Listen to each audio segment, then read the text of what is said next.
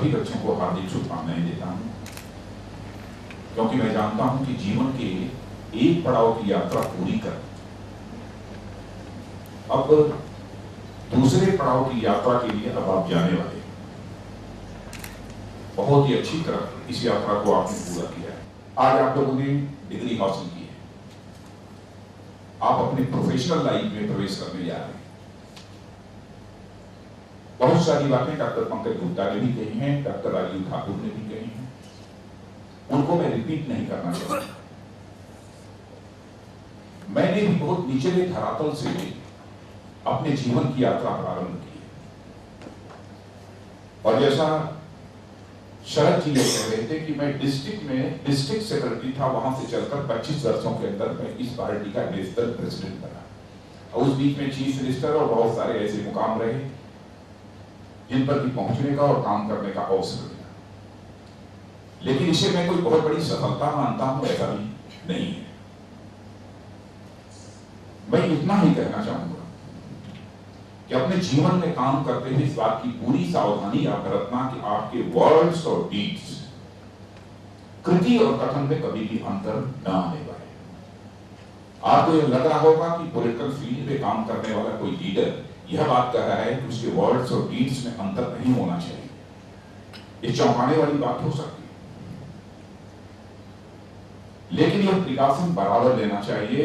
स्वयं मैं भी पॉलिटिकल फील्ड में काम करते हुए भी यह सावधानी बरतता हूं। हो सकता है कभी गलती हो जाए, किन्हीं कारणों से वर्ड्स और डीड में अंतर होने के कारण कोई ऐसा संकट पैदा हो गया, और आप जानते हैं कि वर्ड्स और डीड्स में जब अंतर पैदा होता है तो क्राइसिस ऑफ क्रेडिबिलिटी, विश्वसनीयता का संकट पैदा होता है। और यह विश्वसनीयता का संकट मैं मानता हूं कि किसी भी व्यक्ति के व्यक्तित्व को वह पूरी तरह से त्रुटित कर देगा। पहली बात तो विश्वसनीयता का संकट कभी मत पैदा होने देना। हार्ड वर्क की बात डॉक्टर गुप्ता ने भी कही है, डॉक्टर ठाकुर ने भी कही है, सबने कहा, जो भी बोलेगा सभी कहेंगे हार्ड वर्क। हार्ड वर्क तो होना चाहिए, लेकिन इंटेंशन क्लीन होना चाहिए।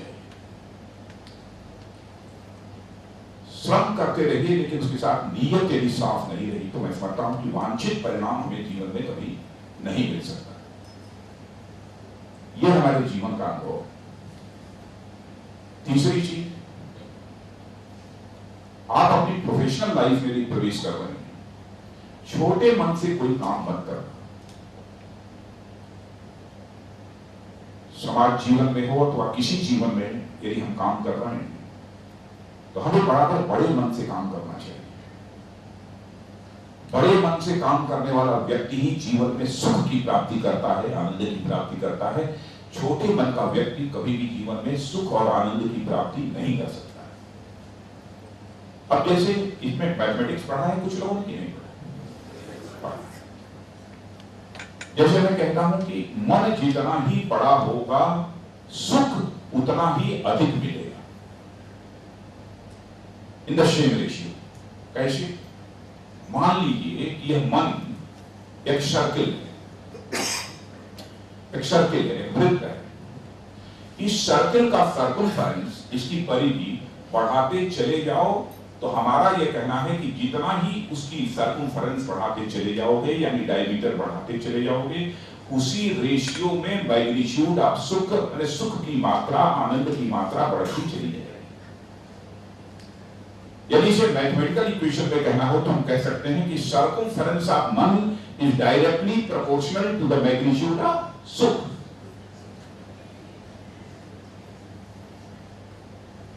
तो कभी भी जीवन में छोटे मन से काम नहीं करना चाहिए।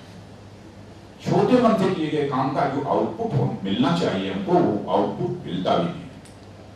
अब से छोटे बच्चों को एक उदाहरण दिया जाता है। मिस्टर ए और मिस्टर बी दोनों छोटे मन के थे। दोनों ये समझते थे कि जो कुछ हूं मैं ही हूं, जो चाहूंगा मैं कर लूंगा। बहुत परिश्रम करने वाले थे, विजनरी भी माने जाते थे, स्किल के मामले में भी बेजो होती। तो मिस्टर ए ने बहुत कोशिश की तो ए स्क्वायर हो गए, बी ने कोशिश की बी स्क्वायर हो गए, बी क्यूब हो गए, B raise to the power 4 हो गए, 8 हो गए, 9 हो गए, 10 हो गए, सब हो गए। अब दोनों के वो आप साथ जोड़िए तो ज्यादा ज्यादा ए स्क्वायर प्लस बी स्क्वायर यही होगा ना, ए क्यूब प्लस बी क्यूब यही होगा। लेकिन दोनों ने यह फैसला किया, नेचर काम का यही था कि हम दोनों मिलकर इस काम को करेंगे। उसका परिणाम A plus B bracket close square क्या होगा? You will get not only a square plus b square, but you will get something additional that will be plus 2ab. और ये कब संभव है? जब बड़े मन से काम करेंगे तभी संभव। अब उसी मन की बात मैं करता हूं। स्पाइस की बात करिए कि एक स्पाइस वर्ड दिया था पंकज गुप्ता ने, स्पिरिचुअल। मंदिर में जाकर पूजा करना, मस्जिद में जाकर इबादत करना, गिरजाघर में जाकर सजदा करना, यही स्पिरिचुअलिज्म नहीं है। हमारे भारतीय धर्मशास्त्रों में यह लिखा हुआ है, होल यूनिवर्स में, पूरी सृष्टि में यदि कोई मन प्रधान यदि कोई प्राणी है तो वह केवल मनुष्य है। शेष प्राणी हृदय प्रधान माने जाते। तो अध्यात्म है क्या? अब जैसे पति पत्नी का रिश्ता ये ब्लड का रिश्ता नहीं होता है, भावनाओं का रिश्ता होता है। मन यह भावनाओं को पैदा करता है, इसीलिए मनुष्य को भावना प्रधान प्राणी माना गया है।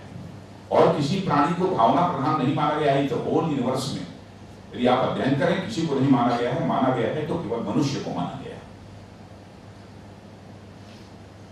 तो इस मन का एलिवेशन, इस मन का बड़ा करना, मन का उन्मन करना, इसे ही हमारे भारतीय वाङ्मय में अध्यात्म कहा गया है। इसे ही स्पिरिचुअलिज्म कहा गया है। यही अध्यात्म है। यानी बड़ा मन करके काम करोगे तो बहुत सारी चीजें एडिशनल भी आपको हासिल होंगी और साथ ही साथ आप धीरे धीरे आध्यात्मिक ऊंचाइयों को भी हासिल करते चले जाओगे। आप पूजा करो अथवा मत करो, सबसे बड़ी विशेषता। और अंतिम बात कहना चाहूंगा, पाश्चात्य सभ्यता, वेस्टर्न कल्चर का प्रभाव भारत में बड़ी तेजी के साथ बढ़ता जा रहा है। मुझे आश्चर्य होता है कि शायद मैकाले का वो कथन लोगों ने नहीं पढ़ा।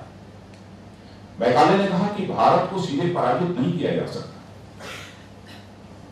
भारत को यदि पराजित करना है तो इनकी सोच में, इनके चिंतन में, इनके संस्कारों में बदल लाओ। यानी उनको अपनी जड़ से काट दो, अपने मूल से काट दो। और उसने काफी हद तक इसमें सफलता भी प्राप्त की है। मुझे आश्चर्य है कि मैकाले की यह बात पढ़ाई क्यों नहीं जाती बच्चों को। यह तो प्राइमरी क्लासेस में भी पढ़ाया जाना चाहिए बच्चों को, जूनियर हाई स्कूल में पढ़ाया जाना चाहिए कि मैकाले ने ऐसा कहा था और उसी रास्ते पर हम चल रहे हैं।